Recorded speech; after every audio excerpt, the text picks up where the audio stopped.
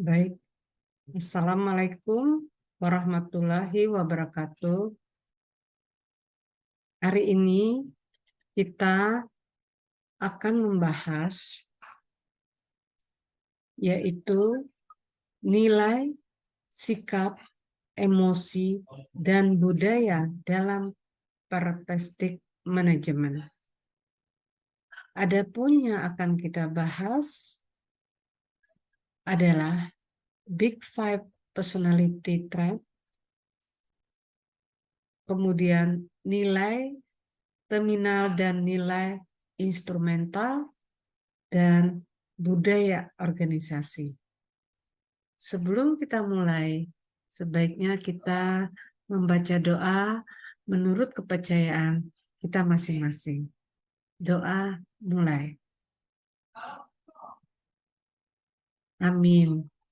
Baik, dalam pembelajaran ini kita akan presentasi, kemudian tanya jawab, dan akhirnya kita tutup.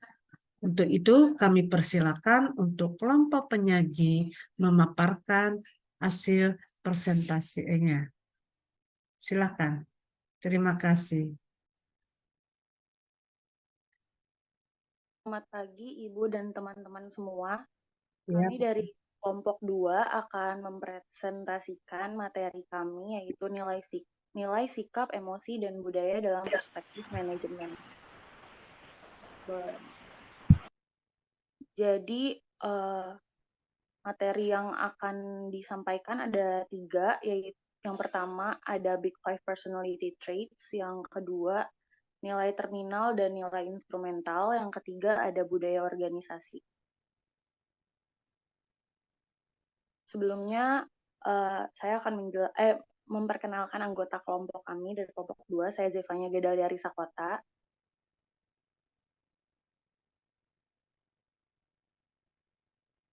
Lalu ada Syafrina Alivia Sofian dan ada Faiz Iqbal Ramadan.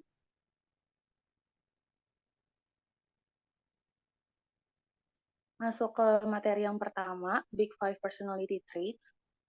Sebelumnya kita harus ketahui dulu personality atau kepribadian itu apa. Kepribadian adalah karakteristik atau perilaku yang dimiliki masing-masing individu, dan setiap individu itu punya karakteristik yang berbeda-beda.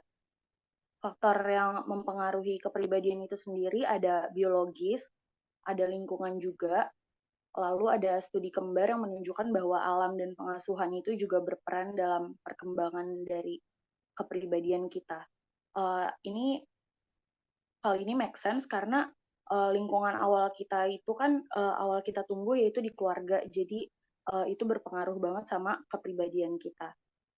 Big Five Personality Traits ini adalah sebuah teori yang menjelaskan kepribadian individu yang terdiri dari 5 domain, yaitu ada openness atau keterbukaan, yang kedua ada conscientiousness atau kehati-hatian, yang ketiga ada extraversion atau ekstraversi, keempat ada neuroticism atau neurotisme, yang kelima ada agreeableness atau keramahan.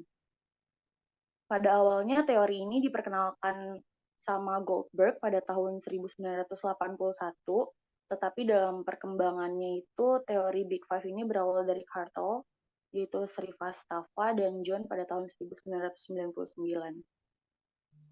Studi longitudinal ini menunjukkan bahwa 5 ciri kepribadian besar ini tuh cenderung saat kita bertumbuh dewasa, dia bakalan relatif stabil, karena ada sebuah penelitian juga yang selama 4 tahun dilakukan terhadap orang dewasa di usia kerja, dan itu menunjukkan kalau kepribadian itu cuma mengalami perubahan sedikit doang di saat kita mengalami peristiwa buruk dalam hidup. Boleh, tolong next.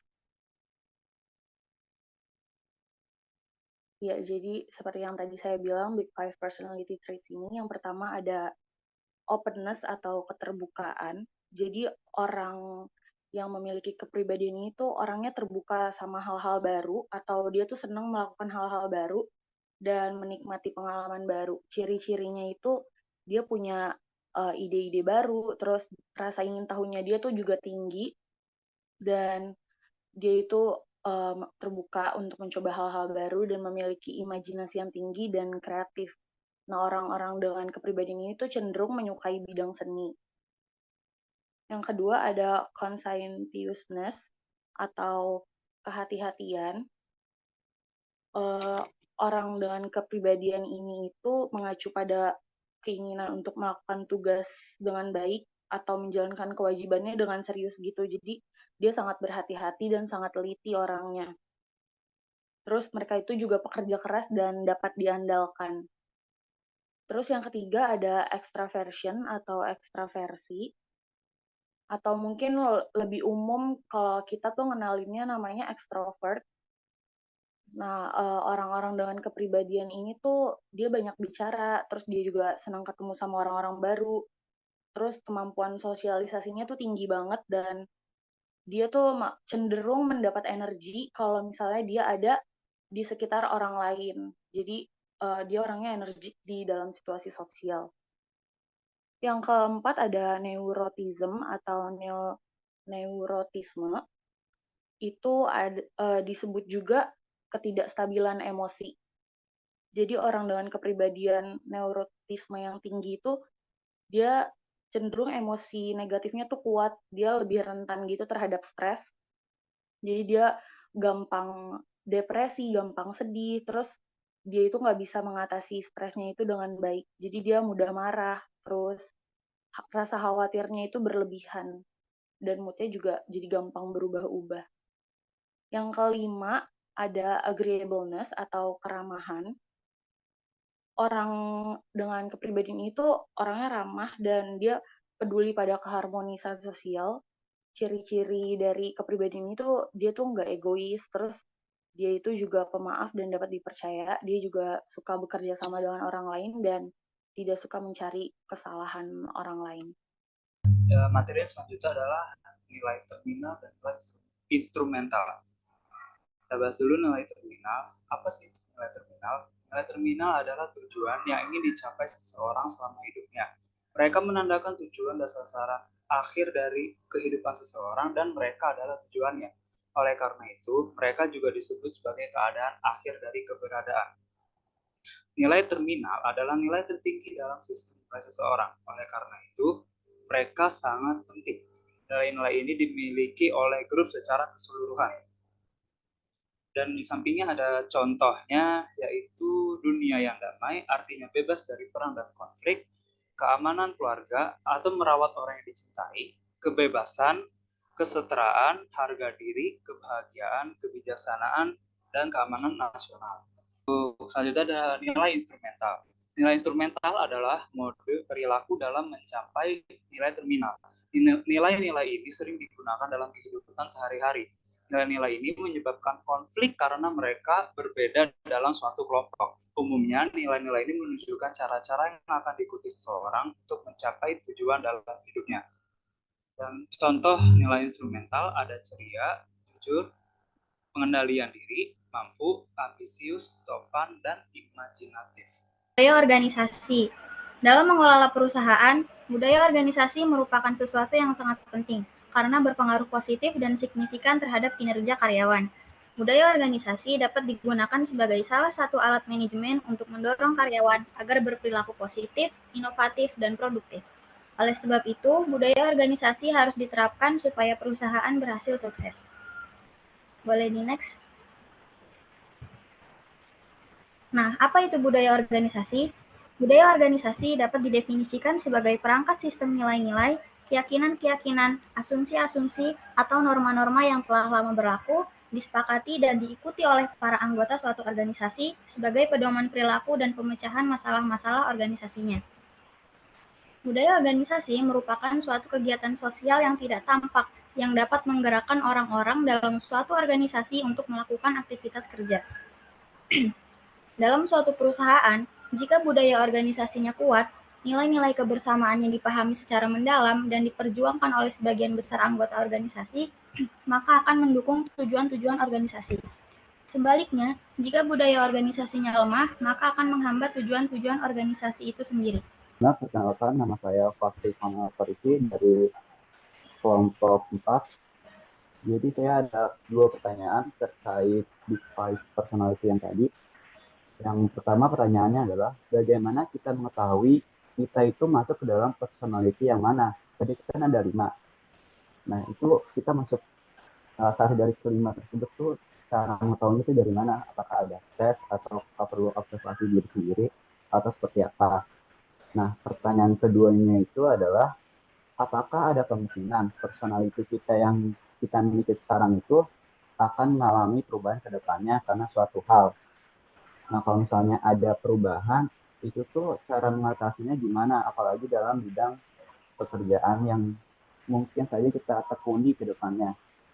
Jadi saat kita bekerja, ternyata tahun ke depannya itu personality kita berbeda, berubah. Nah, itu cara mengatasinya gimana dan cara meminimalisir terjadinya risiko terjadinya kesalahan dalam bidang pekerjaan itu seperti apa.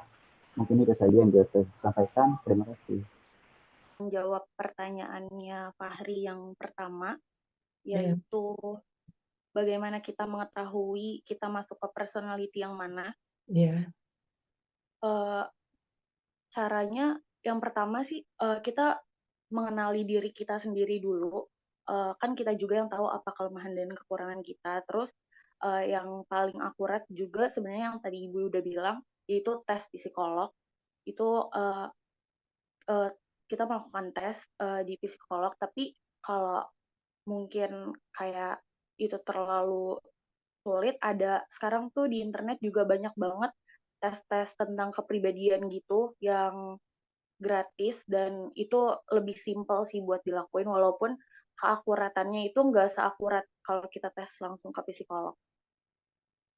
Terus untuk pertanyaannya Adi, yang menurut faktor-faktor apa yang mempengaruhi personality, itu juga ada di slide yang pertama. Faktor yang mempengaruhinya itu biologis, lingkungan, terus alam dan pengasuhan, karena itu juga udah ada penelitiannya, dan emang kita kan tumbuh pertama kali itu dalam keluarga, jadi itu yang membentuk kepribadian kita pertama kali. Lalu yang kedua tuh lingkungan, saat kita udah mulai masuk sekolah, kita ketemu teman-teman baru, itu juga bisa membentuk kepribadian kita. Dan untuk masalah bisa diubah atau enggak, kepribadian itu bisa berubah-ubah, apalagi kalau misalnya kita mengalami peristiwa-peristiwa besar dalam hidup, dan setiap harinya kan kita sebagai manusia juga belajar, bertumbuh, jadi bisa aja kepribadian itu berubah. Sekian, terima kasih.